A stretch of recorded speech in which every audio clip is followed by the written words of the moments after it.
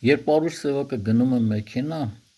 կողքից ինչ-որ մեկը ասում է, բայց կարաս մեքենա վարես։ Սևակը պատասխանում է, հիմա ով որ ոչ մի փեշակ չունի, գնում շոֆերա դառնում։ Չնայած դրան, Պարուշ Սևակը ունեցել է մի ծանոթ, որը իրեն միշտ օգնել է մեքենա վարելուց, բայց վթարի օրը գործ է ունեցել, ես Սևակը մենակ է նստել ղեկին։ Արդեն մայրուղու վրա դիմացից մի բեռնատար է գնացել, որին Սևակը ուզեցել է վազանցել, իսկ բեռնատարի վարորդը չի թողել, անընդհատ խանգարել է։ Սևակի կողքը նստած է եղել կինը, այդ վազանցման պահերից մեկի ժամանակ կնոջ կողմի դուռը բացվել է, և Սևակը տեսնելով, որ դուռը բաց է,